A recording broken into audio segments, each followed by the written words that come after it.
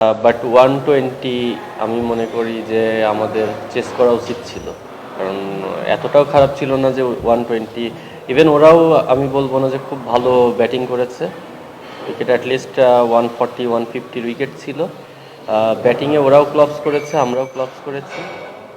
তো আমি মনে করি যে আজকের ম্যাচে যদি ব্যাটসম্যানরা আর একটু রেসপন্সিবিলিটি নিয়ে খেলতো তাহলে হয়তো বা সিনারিও ডিফারেন্ট হতে পারে। দেখেন, ওয়ার্কলোডের তো একটা বিষয় আছে প্লেয়ারদের ক্ষেত্রেও, যেমন যে আপনি টানা ম্যাচ খেললে একসময় যে বডি আর ওইভাবে সাপোর্ট দিতে পারে না, সেই উইকেটের ক্ষেত্রেও আপনার আপনি যদি খেয়াল করেন যে অনেক ঘন ঘন ম্যাচ হয়েছে, উইকেটও রেস্ট পায়নি, প্লেয়াররাও রেস্ট পায়নি। তো ডেফিনেটলি টুর্নামেন্টটা অনেক ভালো ছিল, বাট মানে আমি পার্সোনালি এক্সপেক্ট করব যে যদি নেক্সট টাইম এরকম টুর্নামেন্ট হয় আর একটু সময় নিয়ে করলে ভালো। প্লেয়ারদের জন্যও ভালো। সেম যেমন উইকেটের কথা বললেন যে অতিরিক্ত খেলার কারণে কিন্তু উইকেটও আর ওই সাপোর্টটা দিতে পারছে না। প্রথম দিকে যেমন হাই স্কোরিং ম্যাচ হচ্ছিল, ওইটা আস্তে আস্তে কিন্তু ইয়ে হয়ে গেছে।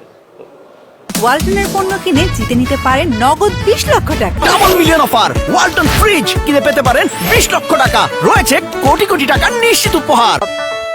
না, আমার মনে হয় না আসলে, কারণ এনাফ টাইম পাবে। এখনও বিপিএল শুরু হতে 1 সপ্তাহ আছে, তারপরে আবার মিরপুরে খেলা শেষ করে তারপরে এখানে অলমোস্ট আপনার অনেক দিন সময় পাবে। এর মধ্যে আশা করি ঠিক হয়ে যাবে। আর ওয়েদারও একটা ফ্যাক্ট, কারণ এখন শীতের সময় আপনার ওই রোদের তাপটাও এরকম থাকে না। তো সব কিছু মিলে আমি মনে করি যে বিপিএল আস্তে আস্তে ঠিক হয়ে যাবে, আমি আশা করি। না, টুর্নামেন্টটা ডেফিনেটলি আপনি যদি খেয়াল করেন যে ম্যাচগুলো কিন্তু খুব ভালো ইন্টেন্সিটিতে হয়েছে। প্রত্যেকটা টিমই কিন্তু তাদের 100% দিয়েছে, এবং সবাই এটাকে কিন্তু খুবই পজিটিভলি নিয়েছে যে সামনে বিপিএল, তার আগে লোকাল প্লেয়ারদের যে নিজেদেরকে রেডি করার বা নিজেদেরকে প্রমাণ করার কিন্তু খুব ভালো একটা মঞ্চ ছিল এটা। তো ডেফিনেটলি সেই হিসাব করলে এই টুর্নামেন্টের পজিটিভ সাইড অনেক বেশি। আমি যেটা বললাম প্রথমেই যে যদি আরেকটু সময় পেতাম আমরা, তাহলে হয়তো বা দেখেন টি-20 টুর্নামেন্ট কিন্তু অনেক শর্ট টাইমের খেলা। তো এখানে আমরা কি ভুল করছি ওইটা রিয়েলাইজ করারও সময় নেই, কারণ প্রতিদিন ম্যাচ, এক ম্যাচ শেষ করে আর একটা ম্যাচ শুরু হয়ে যাচ্ছে। তো আমি মনে করি মাঝে যদি আরও সময় থাকে তাহলে নিজেদের শারীরিকভাবে হোক মানসিকভাবে হোক আরেকটু প্রস্তুত করে আসা যায়। শুধু যে ফিজ আমাদের জন্য এক্সট্রাঅর্ডিনারি কিছু করে দিবে, আমরা আসলে ওই আশাতেও মাঠে আসিনি। আমাদের বাকি বোলারগুলোও কিন্তু পুরো টুর্নামেন্টে ভালোই করছিল। তো ফিজ এসেই যে আমাদেরকে ম্যাচ জিতিয়ে দিবে এরকম এক্সপেকটেশন আমাদের ছিল না।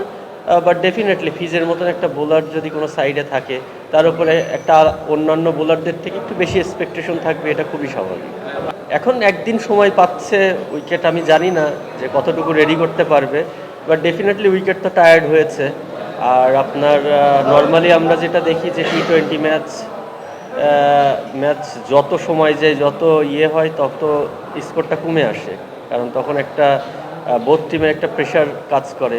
প্রথম দিকে যেরকম ফ্রি খেলতে পারে, ওই রকম আস্তে আস্তে জিনিসটা কষাস হয়ে যায়। তো ডেফিনেটলি আমি এক্সপেক্ট করব হাই স্কোরিং ম্যাচ হবে, কারণ টি-20তে সবাই হাই স্কোরিং ম্যাচ দেখতে চাই। বাট আপনার যদি কন্ডিশন আপনাকে সাপোর্ট না করে, আসলে হাই স্কোরিং ম্যাচ হওয়া ডিফিকাল্ট।